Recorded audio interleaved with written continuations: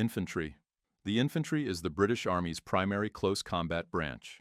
Its role is to seize, hold, and control ground by directly engaging enemy forces, often at close range and in complex terrain, where vehicles and heavy systems are limited. Infantry soldiers operate dismounted on foot, which allows them to fight in cities, forests, mountains, and other restrictive environments. Infantry units are organized into battalions, usually grouped under larger regiments that preserve tradition and recruiting identity. In practical terms, the battalion is the main fighting and deploying unit. Depending on role and equipment, infantry can operate as light infantry, protected mobility infantry, or mechanized infantry, each suited to different threats and terrain. At the tactical level, infantry combat is built around sections and platoons. Sections conduct fire and movement, where one element suppresses the enemy while another maneuvers. Platoons combine multiple sections to control larger areas and coordinate heavier weapons and support. Infantry works closely with armor, artillery, engineers, and aviation, but it remains the branch that physically clears terrain and holds it. While infantry provides presence on the ground, heavier firepower and protected mobility come from armored forces.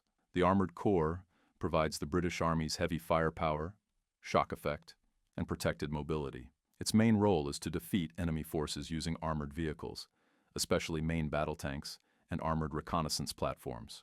Armor is designed to survive enemy fire, deliver powerful direct-fire weapons, and maneuver rapidly across the battlefield.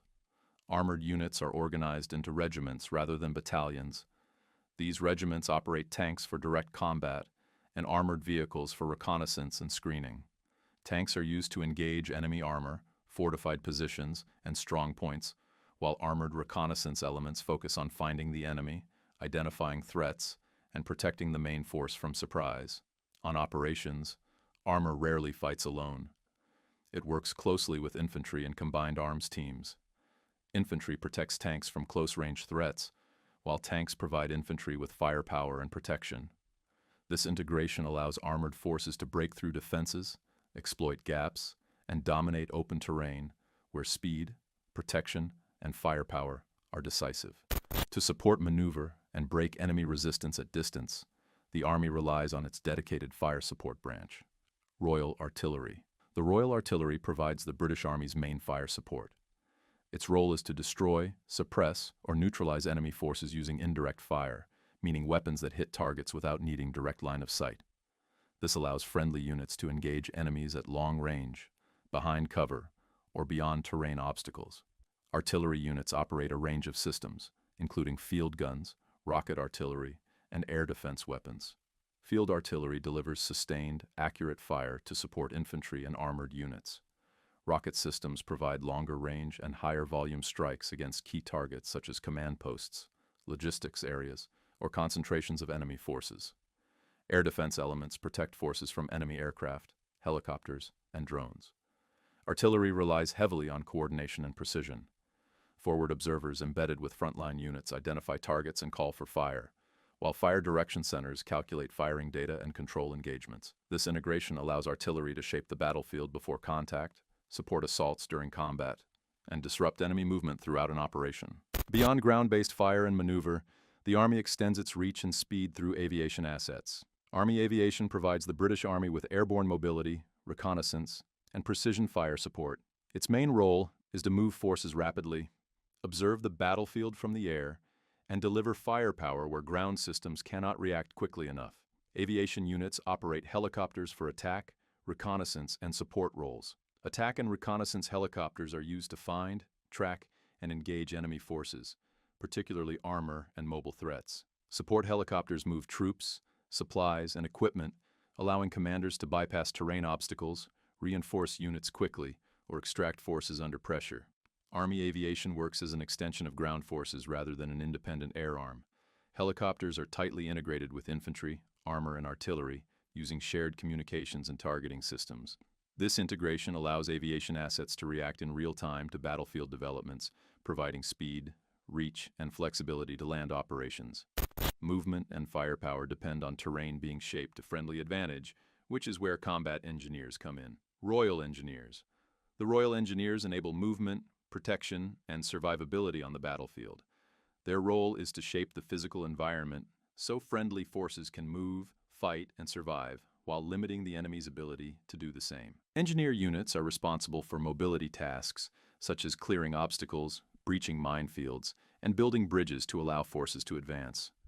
They also conduct counter-mobility by creating obstacles, demolitions, and barriers to slow or channel enemy movement. In defensive situations, engineers construct field fortifications, protective positions, and hardened infrastructure.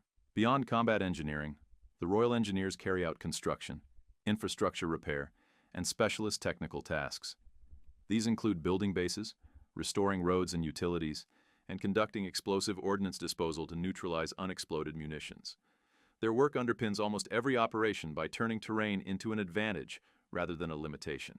As forces spread across the battlefield, maintaining command and control becomes critical. Royal Signals. Royal Signals is responsible for communications and information systems across the British Army. Its role is to ensure commanders and units can communicate reliably in all conditions, allowing orders, intelligence, and situational updates to flow without interruption. Signals units establish and maintain voice, data, and digital networks on operations. This includes battlefield radios, satellite communications, secure data links, and command and control systems. These networks allow units to coordinate maneuver, request fire support, share intelligence, and maintain awareness of friendly and enemy positions. Royal Signals operates from the tactical level up to strategic headquarters. At the front line, signalers support small units with radios and mobile networks. At higher levels, they manage complex, multi-layered systems that link land forces with air, maritime, and joint headquarters. Without effective signals, modern operations lose coordination, speed, and control.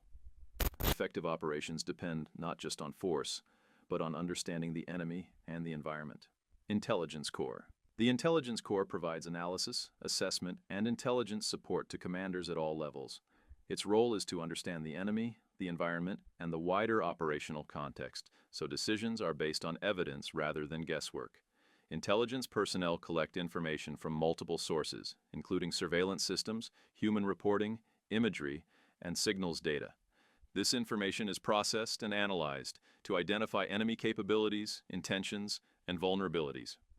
The focus is not just on what the enemy can do, but what they are likely to do next and why. Intelligence units support operations before, during, and after combat. Before operations, they help shape plans by assessing threats and terrain. During operations, they provide updates that allow commanders to adjust actions in real time. Afterward, they analyze outcomes to refine future planning. Accurate intelligence reduces risk, improves targeting, and increases the effectiveness of all other branches. Combat power cannot be sustained unless equipment remains operational under constant strain. REME.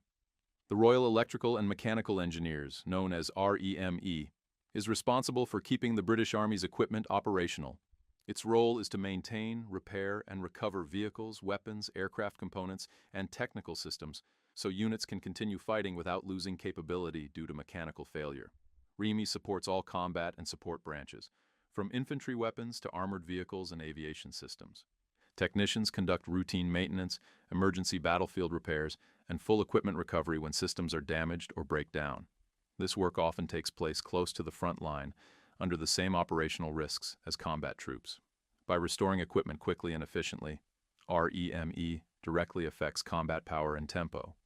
A tank, vehicle, or weapon system that cannot move or fire is effectively lost until repaired.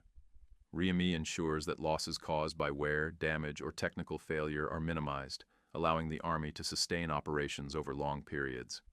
Keeping forces moving and fighting requires a continuous flow of supplies and transport. The Royal Logistic Corps provides the supply, transport, and sustainment that keeps the British Army operating. Its role is to ensure personnel, equipment, fuel, ammunition, food, and spare parts reach the right place at the right time, even in hostile or remote environments. Logistic units manage ground transport, fuel distribution, ammunition supply, and equipment movement across the force. This includes long-distance resupply from ports and airheads, as well as last-mile delivery to frontline units. Without continuous resupply, combat units quickly lose mobility, firepower, and endurance. The Royal Logistic Corps operates in close coordination with combat formations and other support branches. Logistics planning is built into every operation from the start because the speed and duration of an advance are limited by how well forces can be sustained.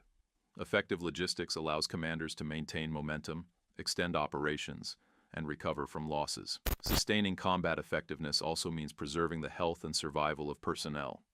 The Royal Army Medical Corps is responsible for preserving the health and fighting strength of the British Army. Its role is to provide medical care before, during, and after operations, ensuring wounded and sick personnel receive treatment as quickly as possible. Medical units deliver care across a structured system, starting with immediate battlefield first aid and progressing through casualty collection points, field medical facilities, and evacuation to higher-level hospitals. This layered approach reduces mortality and allows injured personnel to either return to duty or be safely removed from the operational area. Beyond trauma care, the Royal Army Medical Corps manages disease prevention, health monitoring, and medical planning.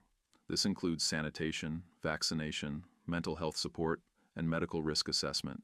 Maintaining force health is essential because illness and injury can degrade combat effectiveness as severely as enemy action. Beyond equipment and medical care, the Army must manage, support, and organize its personnel as a professional force. Adjutant General's Corps. The Adjutant General's Corps manages the British Army's personnel, administrative, and welfare systems. Its role is to ensure soldiers are recruited, paid, recorded, disciplined, and supported throughout their service, allowing combat units to focus on operations rather than administration. The Corps covers several specialist functions, including human resources management, staff administration, education services, and welfare support. These elements handle postings, promotions, records, allowances, and personal support issues, ensuring the Army functions as a professional organization rather than just a fighting force. Adjutant General's Corps personnel operate at unit, formation, and headquarters level. Their work underpins discipline, morale, and organizational stability, which directly affects operational effectiveness. A force that cannot manage its people efficiently cannot sustain long-term operations. Discipline, order, and lawful conduct underpin the Army's ability to operate effectively. Military police and Army legal services enforce discipline, uphold military law, and maintain order across the British Army. Their role is to ensure forces operate within legal and regulatory frameworks, both in the UK and on deployed operations. Military police conduct policing duties such as investigations, custody, route regulation, and force protection. On operations, they control movement on key supply routes, investigate serious incidents, and support commanders by maintaining discipline in high-pressure environments. Their presence helps prevent breakdowns in order that could undermine operational effectiveness. Army legal services provide legal advice to commanders and personnel. This includes guidance on the law of armed conflict, rules of engagement, military justice, and administrative law. Legal officers ensure operations are conducted lawfully and that decisions made in combat and planning are defensible under domestic and international law. All of these branches operate within a higher command framework that directs, generates, and sustains the force as a whole.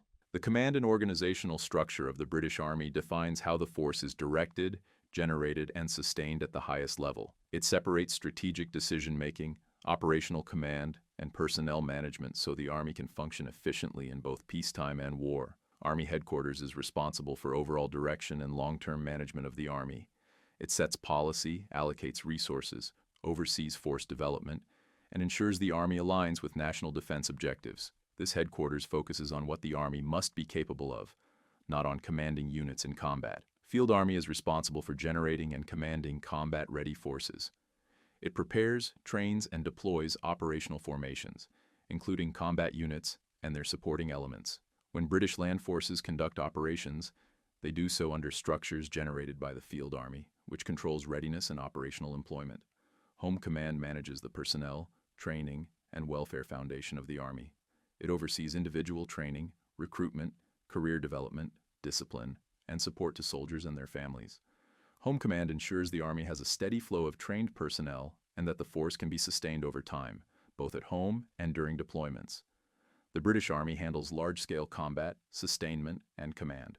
When missions require precision, secrecy, and political sensitivity, a different set of units is used.